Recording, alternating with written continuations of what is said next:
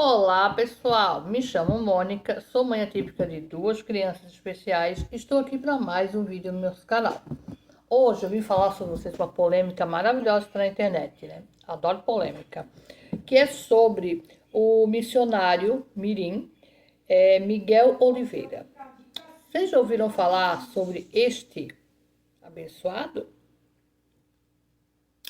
Este abençoado está dando o que falar, gente, nas redes sociais.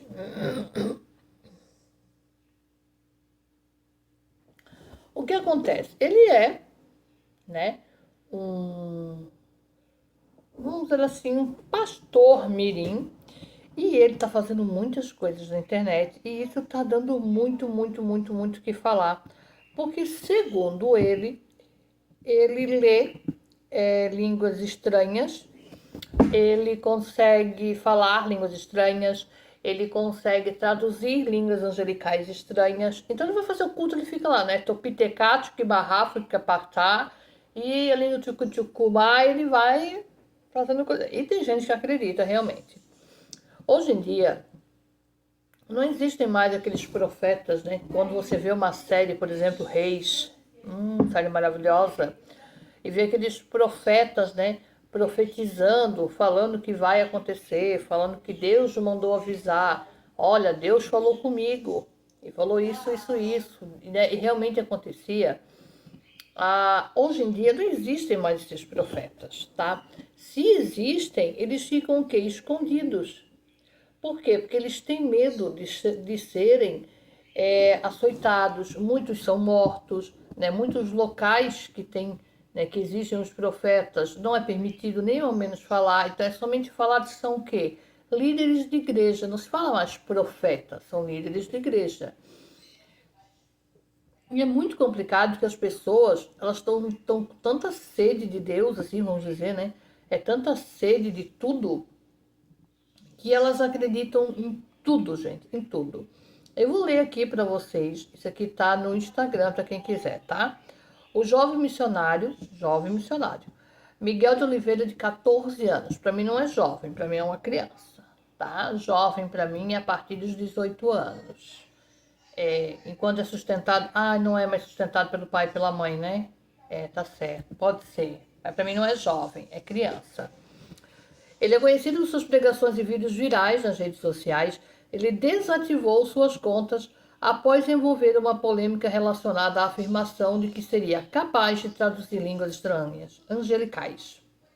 A declaração gerou ampla repercussão, dividindo opiniões entre apoiadores e críticos. Miguel, membro da Igreja Assembleia de Deus, Avivamento Profético em Carapicuíba, São Paulo, ele ganhou notoriedade com vida, tá? Ele ganhou notoriedade com vídeos em que realizava revelações durante cultos, atraindo seguidores em diversas partes do país. Em seu testemunho, ele afirma ter nascido surdo e sem cordas vocais e ter sido curado para cumprir sua missão religiosa.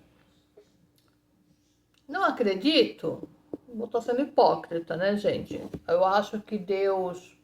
já aconteceu coisas na minha vida que eu fico assustada. Então eu acho que quando Deus quer, Deus faz. Então, referente a isso, eu acho que ninguém pode falar nada, né? De realmente ter nascido surdo, sem cordas vocais. Eu acho que isso daí cabe ele a Deus e a quem fazia os exames na época. Eu acho que milagres acontecem sim. Existem revelações divinas, sim, mas tem certas coisas que a gente sabe que são inventadas só para ganhar o povo, só para ganhar, né, o público, vamos dizer assim, ganhar dinheiro. Então, eu vou deixar isso entre ele e Deus lá em cima e entre os médicos que na época cuidavam dele, porque isso eu não posso opinar realmente, porque não tem nada a ver conosco, tá? Em seu testemunho, ele afirma ter nascido surdo e mudo. Ele afirma isso. Mas vamos deixar para os médicos, os conselheiros e tudo mais, que a gente não está aqui para julgar milagre de ninguém. Contudo, suas pregações têm sido alvo de críticas, com questionamentos sobre a autenticidade de suas mensagens e a exposição de uma criança em meio a controvérsias. Eu falei, ele é uma criança. Em respostas às críticas, Miguel publicou um vídeo pedindo respeito ao seu trabalho, destacando sua condição de adolescente. Agora é adolescente, agora ele já é adolescente. É a falta de estrutura para lidar com ataques online. Então não vai fazer vídeo online, não vai postar. Sempre falo. Não quer que fale, não poste. A repercussão do caso gerou discussões sobre a ética na utilização das redes sociais por menores de idade e a responsabilidade de líderes religiosos na orientação dos jovens pregadores até o momento. Miguel não se manifestou publicamente sobre a desativação de suas redes sociais. O episódio levanta grandes questões sobre a linha tênue entre a fé e a infância e segue sendo debatida nas plataformas digitais e líderes religiosos. Sobre isso também não tenho o que dizer. Como vocês sabem, naquela época, lá, né, quando a Bíblia foi escrita,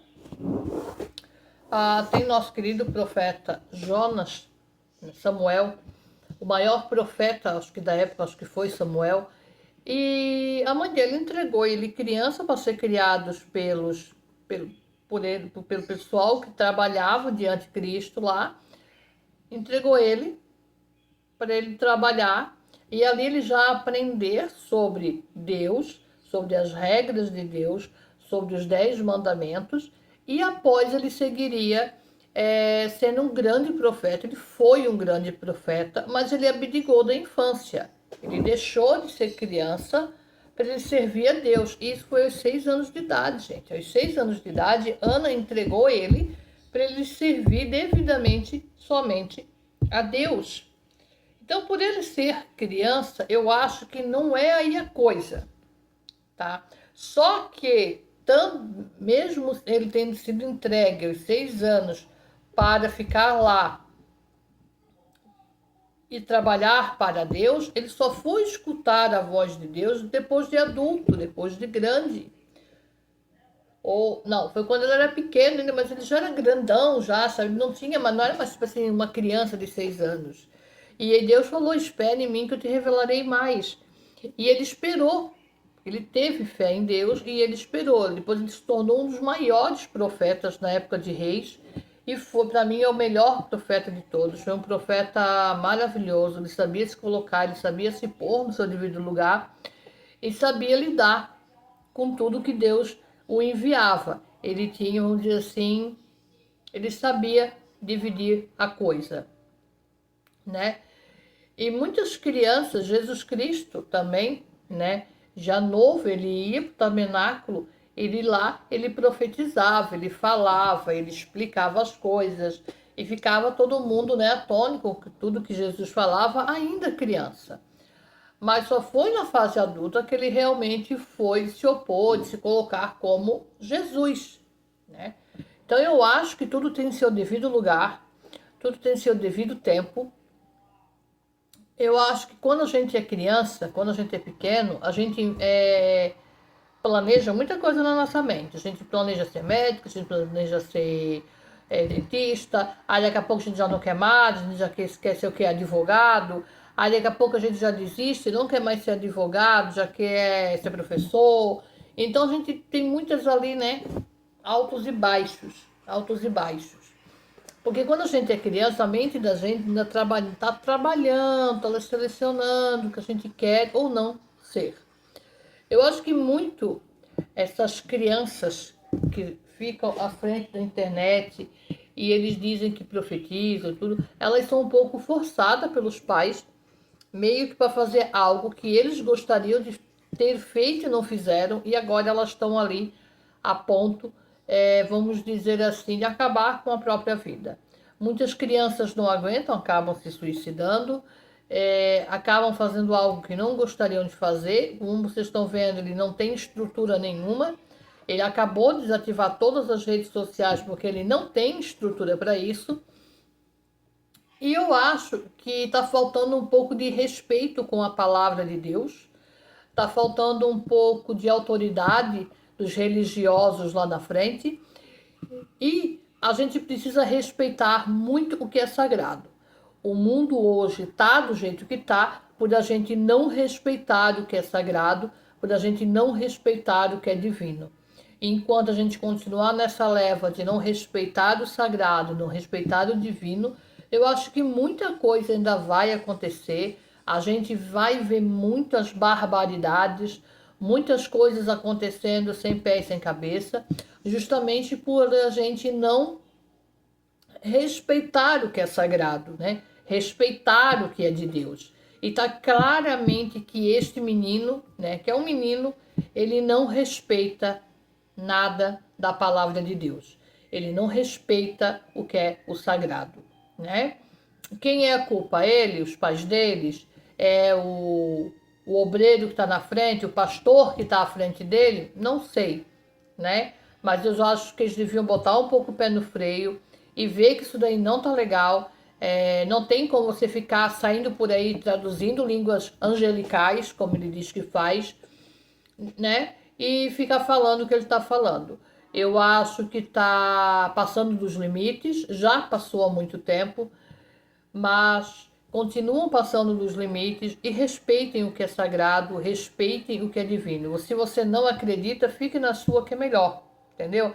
Ah, eu não creio. Beleza, fica na tua.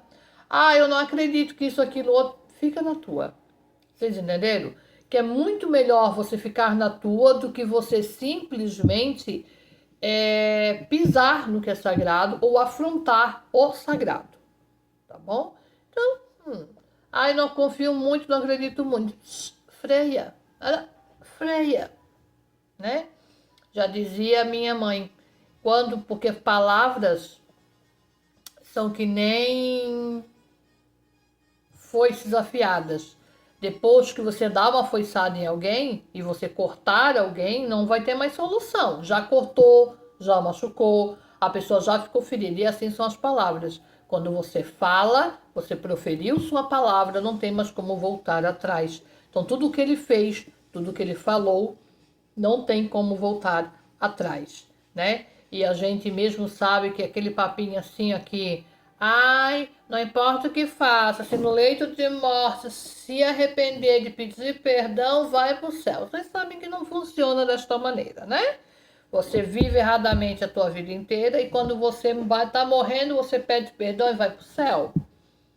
Eu acharia isso muito injusto e é injusto e eu acredito, tenho firmemente fé que isso que não acontece assim, né? Então, se você quer proferir palavras e falar coisas que você não sabe, depois não venha se arrepender, verdade?